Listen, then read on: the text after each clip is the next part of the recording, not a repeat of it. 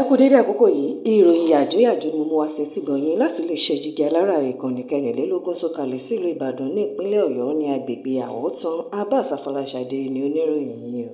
Ní ìrọ̀lẹ́ ọjọ́ àìkú ọjọ́ 18 oṣù karùn-ún ọdún 2025 ní ìròyìn kan gbòde pé àwọn kan ṣe ìkọlù sí gbajúmọ̀ olórin fújì Wàsíù Àlàbí Pasuma níbi tó ti lọ ṣeré ní Ìkirè ní ìpínlẹ̀ Ọ̀ṣun o. Nínú fídíò kan tó gba orí ayélujára, ẹnìkan sì gbàgbọ́ wà pé ó jẹ́ ọmọlẹ́yìn Paso sọ wípé àwọn kan ṣe ìkọlù sáwọn oní Ìkirè. Fídíò náà ṣe àfihàn ọkọ̀ ńlá kan tí wọ́n ya Paso sí ara rẹ̀ tí gíláàsì rẹ̀ sì ṣe àfihàn pé wọ́n ju nǹkan sára rẹ̀ o.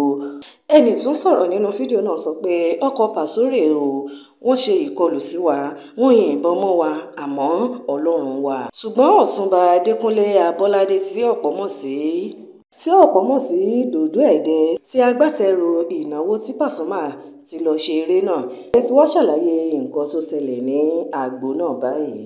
Iléeṣẹ́ ìròyìn Ọ̀ṣun Reporters nínú ìròyìn kan tí wọ́n fi léde lọ́jọ́ Ajé sọ pé àwọn kan sí Dòdò Ẹ̀dẹ tó sì ṣe àlàyé pé kì í ṣe Pasuma ni àwọn jàǹdùkú náà wá ṣe ìkọlù sí o.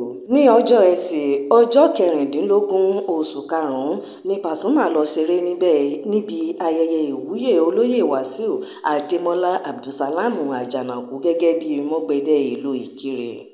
Dòdò Ẹ̀dẹ sọ pé àwọn tí wọ́n fi ìwé pè nìkan ló ní àǹfààní láti wọlé síbi ayẹyẹ náà, bẹ́ẹ̀ tí wọ́n sì gbọ́dọ̀ ṣe àfihàn ìwé ìpè wọn fáwọn ẹ̀ṣọ́ ààbò tó wà níbi ètò náà.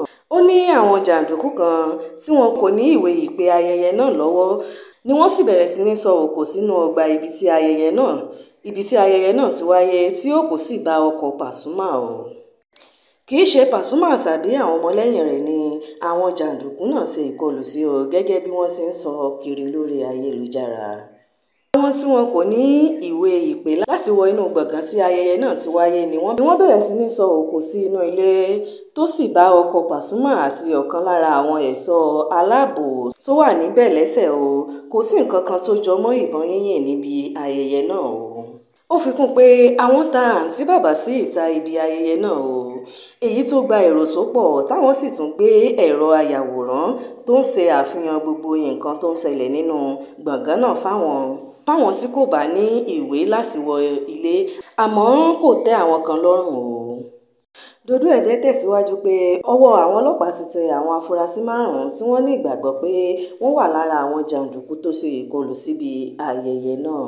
Ó ní àwọn afurasí náà wà ní àhámọ́ àwọn ọlọ́pàá ní ìlú Òṣogbo, olú ìlú ìpínlẹ̀ Ọ̀ṣun, níbi tí wọ́n ti ń fi ọ̀rọ̀ wá wọn lẹ́nu wò. Bákan náà ló ṣàlàyé pé Pasuma àtàwọn ọmọlẹ́yìn rẹ̀ ti padà sí ìlú Èkó láyọ̀ àti àlàáfíà àti pé kò sí nǹkan kan tó ṣe wọ́n o láti ibi ayẹyẹ náà.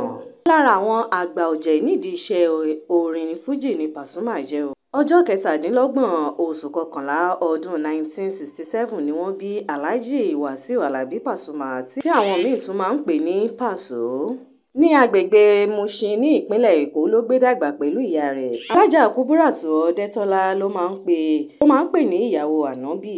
Ní ọdún 1984 ni Pasuma ní òun bẹ̀rẹ̀ sí ní kọ orin sílẹ̀ o lẹ́yìn tí òun gba ìmísí láti ara orin Wàsíù Àyìndé. Ọdún 1993 ni Pasuma gbé orin àkọ́kọ́ kọ rẹ̀ tó pe àkọlé rẹ̀ ní Recognition jáde o. Lẹ́yìn ìgbà náà ló sì tún gbé àwọn orin tó lé ní 30 míì jáde. Lágboolé fújì, odù ni Pasuma o, kì í ṣe àìmọ̀ fún olóko o, tó sì jẹ́ pé ọ̀pọ̀ àwọn olórin fújì ló máa ń fẹ́ ṣe bíi ti òun náà o. Onírúurú àmì ẹ̀yẹ ni Pasuma ti gbà nídìí iṣẹ́ orin fújì náà. Kò ní ju báyìí lọ lórí ìròyìn yàjóyàjó fún ti àkókò yìí. Ẹ máa bá wa subscribe sí ìkànnì Jígí Alára ìkànnì kẹrìnlélógún tó kalẹ̀ sí ìlú Ìbàdàn ní agbègbè Àwọ̀tán. Abbas Afọláṣadé ni oníròyìn yín. Ẹ ṣé púpọ̀.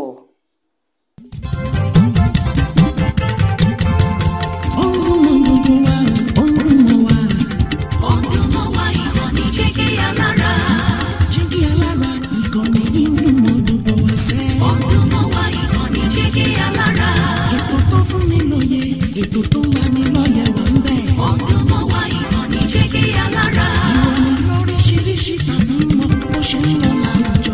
Ọdún mọ́ wá ìkànnì Jígí Alára.